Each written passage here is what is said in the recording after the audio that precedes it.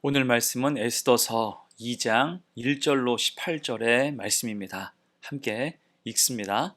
그 후에 아하수에로 왕의 노가 그침에 와스디와 그가 행한 일과 그에 대하여 내린 조서를 생각하거늘 왕의 측근 신하들이 아뢰되 왕은 왕을 위하여 아리따운 처녀들을 구하게 하시되 전국 각 지방의 관리를 명령하여 아리따운 처녀를 다 도성 수산으로 모아 후궁으로 들여 궁녀를 주관하는 내시 해계의 손에 맡겨 그 몸을 정결하게 하는 물품을 주게 하시고 왕의 눈에 아름다운 처녀를 와스디 대신 왕후로 삼으소서 하니 왕이 그 말을 좋게 여겨 그대로 행하니라.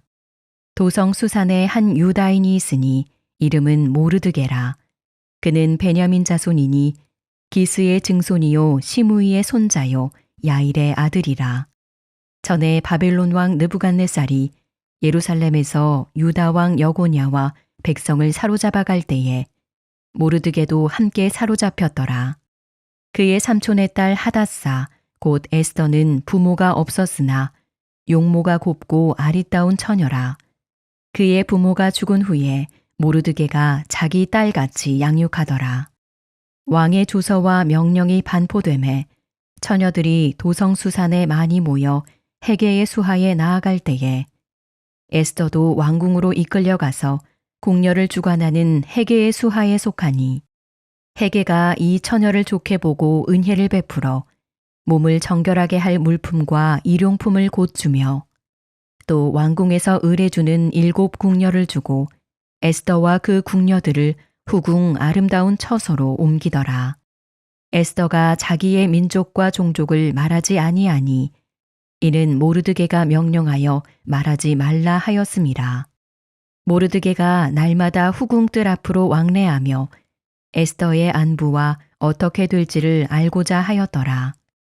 처녀마다 차례대로 아하수에로 왕에게 나아가기 전에 여자에 대하여 정한 규례대로 12달 동안을 행하되 6달은 모략 기름을 쓰고 6달은 향품과 여자에게 쓰는 다른 물품을 써서 몸을 정결하게 하는 기한을 마치며 처녀가 왕에게 나아갈 때에는 그가 구하는 것을 다 주어 후궁에서 왕궁으로 가지고 가게 하고 저녁이면 갔다가 아침에는 둘째 후궁으로 돌아와서 비빈을 주관하는 넷이 사하스가스의 수하에 속하고 왕이 그를 기뻐하여 그의 이름을 부르지 아니하면 다시 왕에게 나아가지 못하더라. 모르드게의 삼촌 아비하일의 딸 곧 모르드게가 자기의 딸같이 양육하는 에스더가 차례대로 왕에게 나아갈 때에 궁녀를 주관하는 넷이 해계가 정한 것 외에는 다른 것을 구하지 아니하였으나 모든 보는 자에게 사랑을 받더라. 아하수에로 왕의 제7년 10월 곧 데벳월에 에스더가 왕궁에 인도되어 들어가서 왕 앞에 나가니 왕이 모든 여자보다 에스더를 더 사랑하므로 그가 모든 처녀보다 왕 앞에 더 은총을 얻은지라. 왕이 그의 머리에 관을 씌우고 와스디를 대신하여 왕후로 삼은 후에 왕이 크게 잔치를 베푸니 이는 에스더를 위한 잔치라. 모든 지방관과 신하들을 위하여 잔치를 베풀고 또 각 지방의 세금을 면제하고 왕의 이름으로 큰 상을 주니라. 일상 믿음이란 제목으로 말씀 증거합니다. 우린 지난 시간에 뒤에 계신 하나님을 생각했어요. 아무것도 보이는 것 같지 않아도 하나님은 뜻하신 바를 따라 일하고 계신다. 그것이 섭리죠. 자, 오늘 말씀은 어제 그 사건 이후의 이야기입니다. 이제 왕이 정신을 차렸어요. 술에서 깬 것입니다. 그제야 자신이 행한 일을 생각해요. 1절입니다. 그 후에 아하수에로 왕의 노가 그침에 와스디와 그가 행한 일과 그에 대하여 내린 조서를 생각하거늘. 자, 이게 무슨 말입니까? 지금 왕에게는 후회와 미련이 있다는 거예요. 내가 왕후에게 무슨 짓을 한 것인가? 내가 너무한 게 아닌가? 여러분, 그래서 어떤 중요한 결정을 위해서는 늘 우리의 감정 상태를 고려해야 돼요. 감정이 좋지 않거나 격해 있을 때 결정하면 반드시 후회하게 되기 때문입니다. 그런 의미에서 오늘 본문 아하수에로 왕도 왕위를 폐위한 것을 후회한 것 같아요. 그러나 이미 사건은 벌어졌고 법령은 만들어져서 반포했습니다. 왕과 신하가 합작해서 만든 법령이니 이제는 되돌릴 수도 취소할 수도 없는 상황인 거예요. 이에 신하들은 권력을 더 축적하기 위해서 새로운 왕후를 뽑는 일에 속도를 냅니다. 그러면서 이제 성경은 새로운 인물을 말씀하고 있죠. 그것이 모르드게와 에스더예요. 먼저 5절입니다. 도성 수산에 한 유다인이 있으니 이름은 모르드게라. 그는 베냐민 자손이니 기스의 증손이요 시므이의 손자요 야일의 아들이라. 자, 여러분, 사람을 소개할 때 무엇을 먼저 언급하는지가 중요하죠. 이때 오늘 성경은 모르드게를 소개하면서 그를 수산성에 사는 유다인이라고 말합니다. 그리고 그의 족보를 언급하며 그가 베냐민 지파 출신의 정통 유다인임을 강조하고 있어요. 의미가 무엇일까요? 그는 믿음의 정통성과 정체성을 지키고 있다는 뜻입니다. 사실 오늘 본문의 시점은 유다 민족이 포로가 된 지 약 100여 년이 지났을 때예요. 이미 세월이 많이 흘렀습니다. 하지만 모르드게는 그 땅에서 믿음의 정체성을 지키며 살아온 거예요. 그리고 함께 믿음을 지키며 사는 신앙 공동체가 그 땅 가운데 있었다는 것입니다. 결국 하나님은 그들을 통해서 일하시는 거죠. 자, 이어서 또한 성경은 에스더를 소개합니다. 7절이에요. 그의 삼촌의 딸 하다사 곧 에스더는 부모가 없었으나 용모가 곱고 아리따운 처녀라. 그의 부모가 죽은 후에 모르드게가 자기 딸같이 양육하더라. 아멘.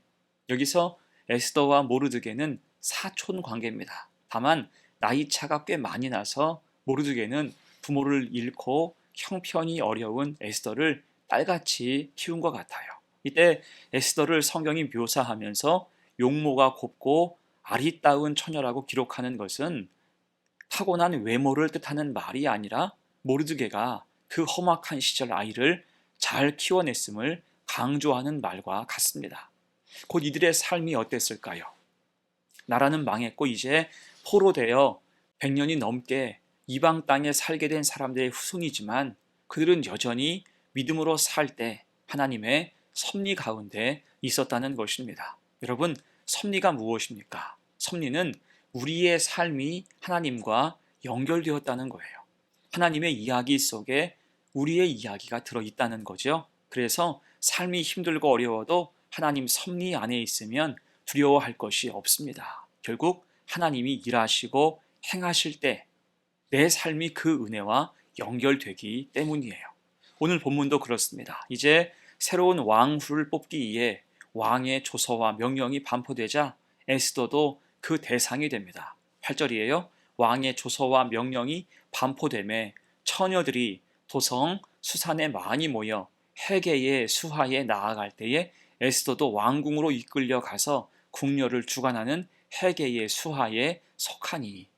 자, 이때 유대 역사가 요세푸스에 의하면 왕궁에 약 400여 명의 처녀가 모였다라고 합니다. 그들 중에 에스더가 있었습니다. 그리고 에스더는 관리인 헤게라는 사람의 눈에 띄게 되죠. 9절입니다. 헤게가 이 처녀를 좋게 보고 은혜를 베풀어 몸을 정결하게 할 물품과 일용품을 고추며 또 왕궁에서 의뢰주는 7 궁녀를 주고 에스더와 그 궁녀들을 후궁 아름다운 처소로 옮기더라. 곧 하나님이 만남의 복을 주신 거예요. 관리자인 헤게는 에스더를 좋게 봐주었습니다. 좋게 보이려고 노력하는 것과 상대방이 좋게 봐주는 것은 전혀 다르죠. 이것은 단지 에스더가 돋보여서 헤게의 눈에 띈 것은 아니었을 겁니다. 하나님의 은혜죠. 하나님이 만남의 복을 부어주신 것입니다. 자, 그리고 이제 도성에 모인 처녀들은 왕 앞으로 나아가기 전에 12달 동안 준비 과정을 거치게 돼요. 그도 그럴 것이 바사 제국의 왕후를 뽑는 일이었으니 선발 과정이 꽤나 복잡했을 것입니다. 또한 그 속에서 왕에게 잘 보이기 위해서 서로 경쟁하고 질투하고 심지어 암투까지 벌이는 일도 있었을 거예요. 하지만 에스더는 그런 경쟁에 대해서 초연했습니다. 15절이에요. 모르드게의 삼촌 아비하일의 딸 곧 모르드게가 자기의 딸같이 양육하는 에스더가 차례대로 왕에게 나아갈 때에 궁녀를 주관하는 내시 헤게가 정한 것 외에는 다른 것을 구하지 아니하였으나 모든 보는 자에게 사랑을 받더라. 아멘. 에스더는 왕실의 규정을 따라 내시 헤게가 정한 것 외에 다른 것을 구하지 않았어요. 곧 허세를 부리지 않았고 질투로 투기를 부르지도 않았습니다. 어찌 보면 욕심이 없어 보일 정도예요. 그럼에도 에스더는 15절 맨 끝의 고백처럼 모든 보는 자에게 사랑을 받았습니다. 왜요? 하나님이 그렇게 이끌어 가셨기 때문이에요. 자, 그럴 때 왕의 총애를 받게 되고 이견 없이 에스더는 새로운 왕후가 됩니다.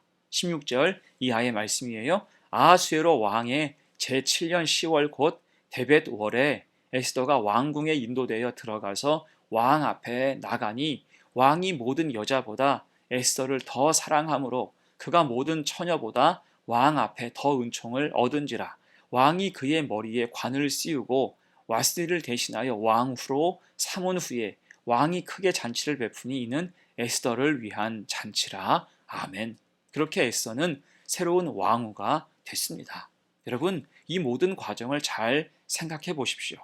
모든 게 하나님의 은혜와 섭리지요. 모르드게가 어려운 현실 가운데 에스더를 잘 키워낸 것, 왕후를 새로 뽑는 기회를 잡고 왕궁에 들어가게 된 것, 관리인 내시 헤게가 에스더를 좋게 보았던 것, 또한 모든 보는 자에게 에스더가 사랑을 받게 된 것, 그리고 왕 앞에서 은총을 얻게 되며 이견 없이 왕후가 된 것. 여러분, 이게 단지 개인의 능력과 탁월함, 에스더 그 자신의 외모와 성품, 인성 때문이었을까요? 아니죠. 모든 게 하나님의 은혜와 섭리입니다. 하나님이 이끌어 주신 거예요.